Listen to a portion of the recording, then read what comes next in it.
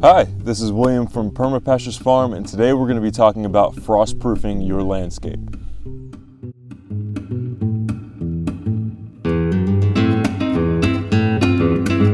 So it's November, and a lot of places in the United States or in the Northern Hemisphere are experiencing frost issues, and a lot of stuff is dying from frost right now. Everything is going dormant due to the colder weather and stuff like that. How do you combat that? Well, through the use of microclimates, something that Sepp Holzer is, famous for.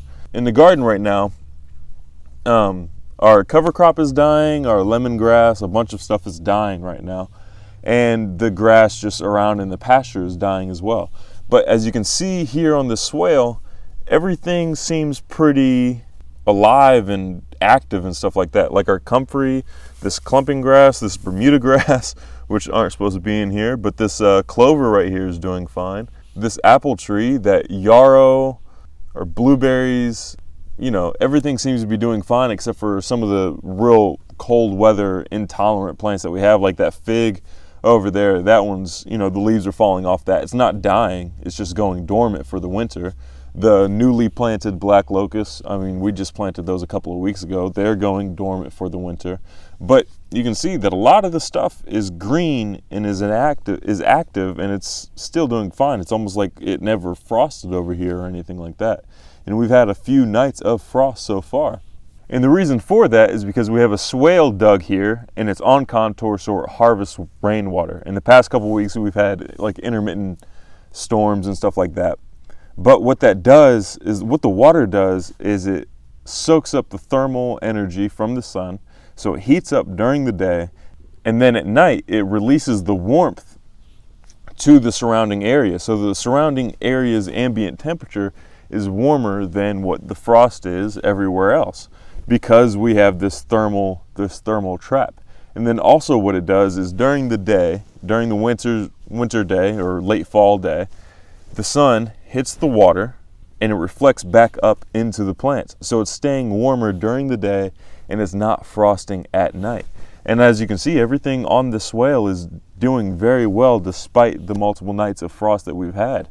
Everything else around here is either dying or going dormant.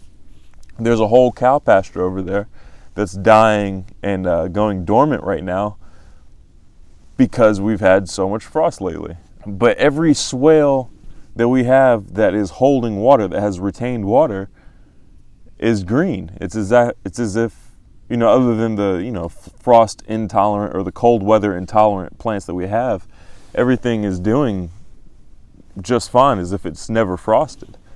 In fact, I think our comfrey is actually doing better in this colder weather than it does in the middle of the summer, which I guess would make sense.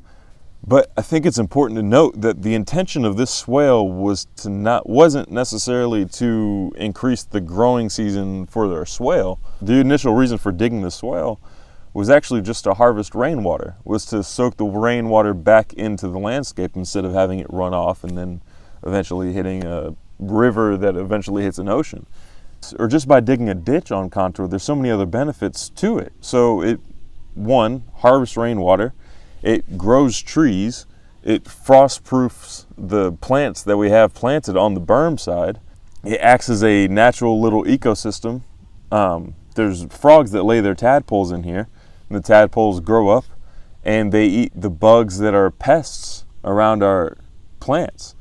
And then the snakes come and eat the frogs, and then I kill the snake, and I feed the snake to the chickens, which then produce more eggs, and then I eat the eggs and I become healthy.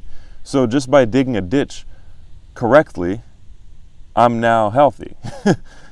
So just by doing one thing correctly, you get all these other benefits that you hadn't intended for. So imagine if you did multiple things correctly all over your landscape. So another way we could amplify this thermal mass is by adding large rocks around the perimeter. So they will also soak up the heat from the sun during the day and then release it at night, keeping everything a bit warmer. If you want to find a really good example of somebody doing that, check out Sepp Holzer. He's growing like tropical and subtropical plants in the Alps, in the Austrian Alps. He's really proficient at using his microclimates to his benefit. He's also the same one that made hugelkultur really popular. Now a lot of people misuse hugelkultur and they don't use it the way it was intended, or they don't follow the exact recipe, and then it ends up failing. But hugelkultur done the way Sepp Holzer does it is a really good thing, and he uses it with great success. All right, so if you found this video helpful or educational or entertaining, hit the subscribe button. Don't forget to hit the like button, and also follow us on Instagram and check out some of our social media. We're getting better at taking photos, so there's that. This is William from Perma Pastures Farm, and we'll see you next time.